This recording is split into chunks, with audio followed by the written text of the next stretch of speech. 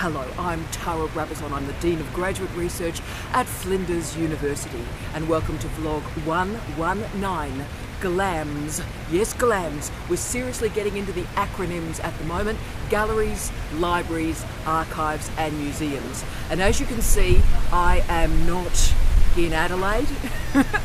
I am in Manchester, the most beautiful, wonderful city in the world, and I'm standing in front of Urbis. Urbis began its life as the museum of the city, as you can see, Urbis, Urbanity, and it is currently housing the National Football Museum. So yes, I am in the middle of Manchester, just as sort of the working day is about to commence. So a lot is happening. You're going to hear some very interesting noises. We had a fantastic building alarm about 90 seconds ago as someone was breaking into a house. So welcome back to Manchester, Tara.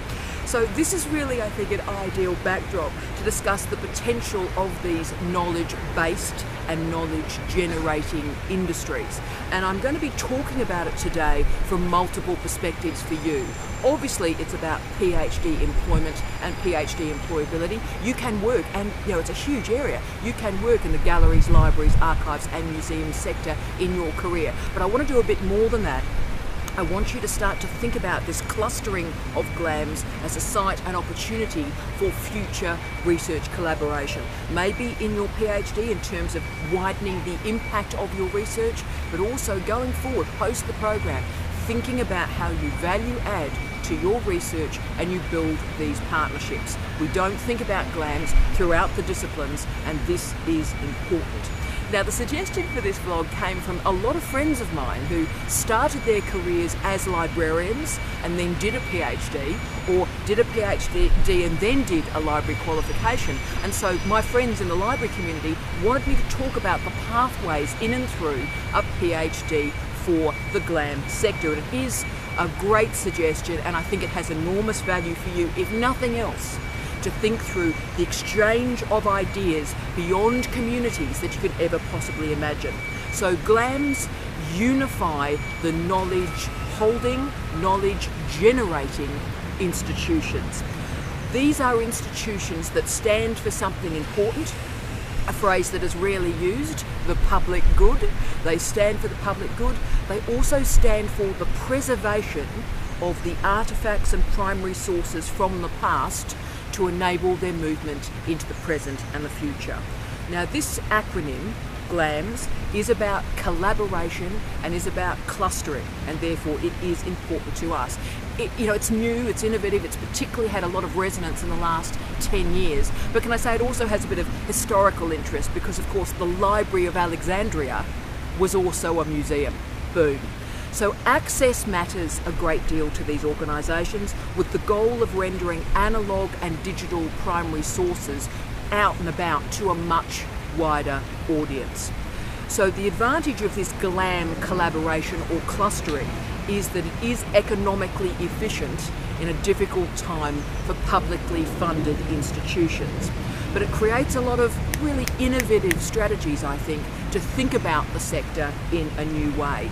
And also for you, the professional development opportunities that may be available to you in and through these organisations. You may train our colleagues in the GLAMs, or indeed they may train you. Now, GLAMs are one of the few innovations on planet Earth that commenced its life in Australia and Aotearoa, New Zealand. Yes, we created the GLAMs. Isn't that exciting? And we have gone on to create a lot of innovation in terms of policy and funding models in this area. But needless to say, once more, the Kiwis are way ahead of us.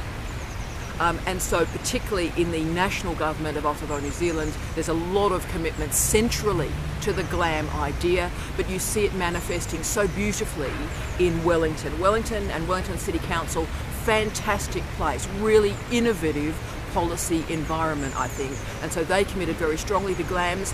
And of course they have the wonderful Te Papa, which is the National Museum of Aotearoa, New Zealand, with a lot of attention to Māori tanga that we'll talk about shortly. So the Kiwis are way ahead on this.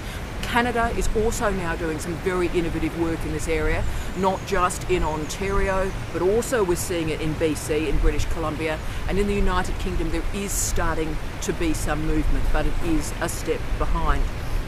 So the GLAM sector recognises the importance of digitising collections and moving the audiences beyond the local, beyond the people that could visit a building like the one behind me.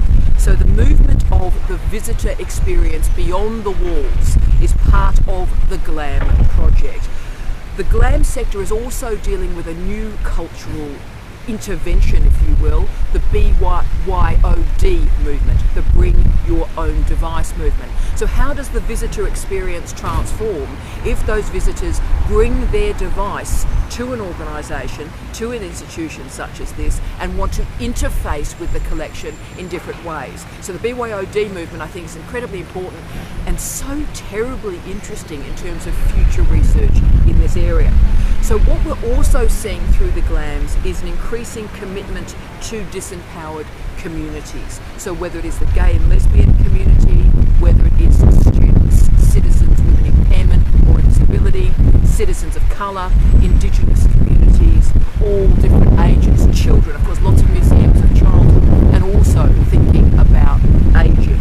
So this is about community co-creation. That's the big new phrase, community co-creation. So for example, Urbis behind me has done some fantastic co-created and co-curated engagements and exhibitions with the gay and lesbian community in football, and also with footballers of colour. So this is a very important area, politically important, and it again demonstrates the outreach of the GLAMs beyond their building. So as I said, these are knowledge holding, but they're also knowledge generating organisations. We so often forget the research that is created in the GLAM sector. You know, in universities we say, oh yes, we're researchers, we create research. Well, you know what? A lot of fantastic researchers work in organisations, work in the GLAMs. It's also economically important, and I really did need to probably go economically to explain the value of this. It was reported in 2015 that in Australia alone, in the GLAM sector, there is a revenue of Australian dollars $2.5 billion. $2.5 billion in revenue in 2015. So this is also a major employer, and we see this clearly in Western Australia. The state government released $428 million for the building of a new museum. And the reason they did it, there were lots of reasons they did it, but the primary one was to develop tourism. So between 2011 and 2015, 1 in 4 international visitors visited a museum or a gallery. But they also logged that a skilled workforce is required here. So the GLAM sector requires a really well-educated workforce to enable future development. So these educational institutions are about diversity.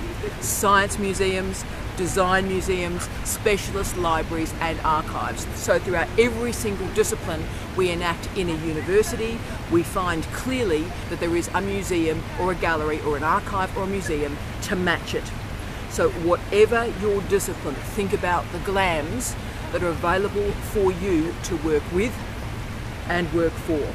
Now, John Neville Shipp in 2016, in an article in the Australian Library Journal, wrote a piece titled, quote, "Do I really need specialist qualifications to work as a professional in the gallery, library, archive and museum sector," end of quote. And there's the rub, isn't it? Can you work in the sector without a qualification in librarianship or museum studies?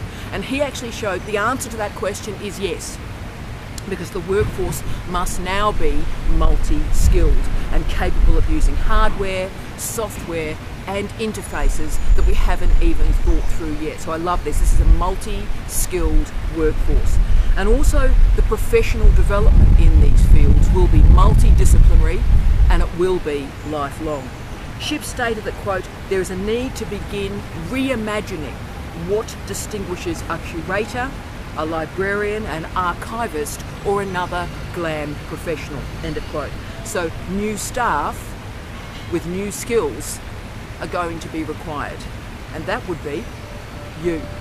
Importantly, we need to remember, even beyond the role of the GLAMs as being a future employer for you, that these are places for successful collaboration with research organisations. So if you're interested in impact, and aren't we all? If you are interested in significance, they've been big words for us the last couple of months, then here is a great place to start to build and prove impact and significance. So organisations like the CSIRO and other institutions are enabling the large automated digitisation of the artefacts in the GLAM sector.